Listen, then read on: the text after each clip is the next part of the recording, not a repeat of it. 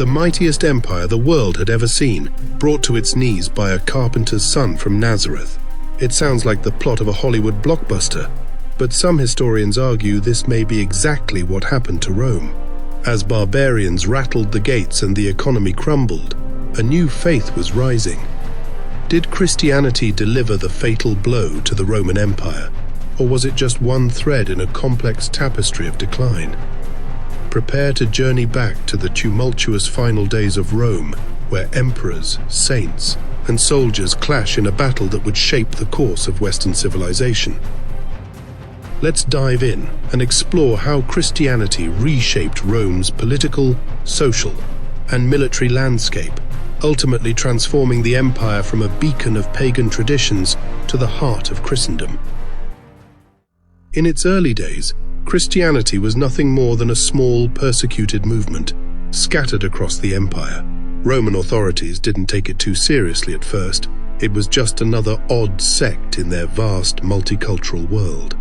But the core beliefs of Christianity presented a challenge to traditional Roman values, especially the idea of a single, all-powerful God. This was a direct affront to the Roman religious system, where the emperor was a semi-divine figure, and numerous gods represented the state's power and favor. As Christian theology developed, it emphasized that allegiance to God came before allegiance to any emperor or state, creating a moral conflict with Roman ideals. Early Christian thinkers like Augustine of Hippo and Eusebius of Caesarea framed this new faith in ways that directly impacted Roman society.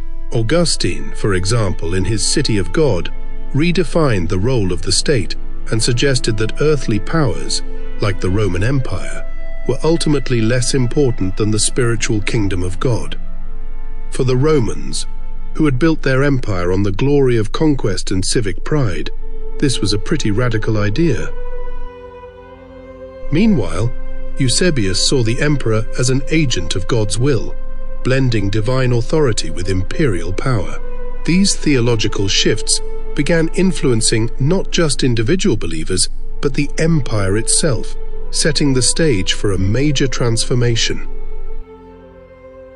Now, we can't talk about Christianity's role in the Roman Empire without bringing up Constantine, the emperor who turned the tide. In 313 CE, he issued the Edict of Milan, which legalized Christianity, ending years of persecution. But Constantine didn't stop there. He actively supported the Christian Church, funding its construction projects, promoting Christian leaders, and even getting involved in theological debates. He saw the growing Christian movement as a way to unify the empire, especially as he battled internal divisions and external threats. One of Constantine's biggest moves was convening the Council of Nicaea in 325 CE, where church leaders hammered out core Christian doctrines, particularly in response to the Arian controversy, which debated the nature of Christ. This was a huge moment because it wasn't just a theological gathering, it was an imperial event. Constantine wanted religious unity to reinforce political stability. His vision of a united Christian empire would echo for centuries, long after the Western Roman Empire had crumbled. Then there's Theodosius I, who took things even further by making Christianity the official state religion in 380 CE. Pagan practices were now on the decline, and Christian orthodoxy was aggressively promoted. This had a massive cultural impact. Roman religious festivals, once central to public life, were replaced with Christian observances. Temples to the old gods were repurposed or abandoned. The old Roman identity, which had been tied to its pantheon of gods and emperors, was fading fast. The shift in religious identity came with a cost. Christianity's emphasis on humility, forgiveness, and turning the other cheek didn't always sit well with traditional Roman virtues like discipline, strength, and loyalty to the state. The Christian clergy, with their influence over public morality, often preached values that conflicted with the militaristic culture that had once defined Roman power. This is where the argument comes in that Christianity might have weakened the empire's ability to defend itself.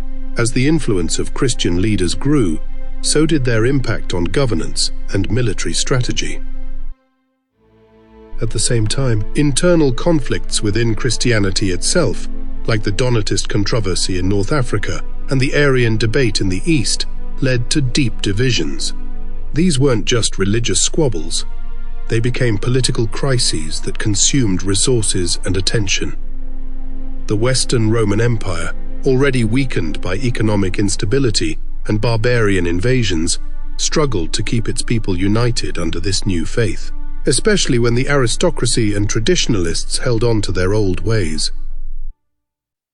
It's important to note that the effects of Christianity weren't the same across the Roman Empire. In the East, the Byzantine Empire, the Eastern Roman Empire, managed to hold on to power for nearly 1,000 years after the West fell. Why? Well, in the East, Christianity became deeply integrated into the state, especially under rulers like Justinian I, who saw himself as both a political and spiritual leader. The Eastern Church developed a strong connection to the emperor, which helped maintain unity even in the face of theological disputes. In the West, it was a different story. The Western Roman Empire, dealing with constant invasions from Germanic tribes and internal fragmentation, couldn't integrate Christianity as effectively. The emperors there didn't have the same control over the church, and many of the invading tribes, like the Visigoths and Ostrogoths, followed Arian Christianity, creating further divides. Paganism held out longer in the West, too, with many aristocrats and traditionalists still clinging to the old Roman ways. This lack of religious and political unity only sped up the collapse of the West. Of course, Christianity didn't rise to power uncontested. Paganism was deeply embedded in Roman culture, and for many Roman elites, it was a source of identity and status. The philosopher Emperor Julian, known as Julian the Apostate, tried to reverse the Christianization of the empire in the mid-4th century, reviving pagan practices and rituals. His failure, however, marked the last serious attempt to restore the old gods. Then there's Neoplatonism, a philosophical system that tried to blend Platonic thought with spiritual and mystical ideas. Thinkers like Plotinus and Porphyry resisted the rise of Christianity, offering a sophisticated intellectual alternative. For many, Neoplatonism provided a path to understanding the universe that didn't rely on Christian theology. Yet, despite its influence in the intellectual circles of Rome, it couldn't compete with the growing political and social dominance of Christianity. This is the big question, and the answer isn't so clear-cut. Christianity certainly changed the Roman Empire in profound ways. It reshaped the empire's religious identity, altered its political structure, and influenced social values. In the West especially, this contributed to a sense of fragmentation and decline. But it's a stretch to say that Christianity alone caused Rome's fall. The empire was already dealing with massive economic problems, external invasions, and political corruption. Christianity may have weakened certain Roman institutions, but it also provided a framework for the Eastern Empire to thrive for centuries after the fall of the West.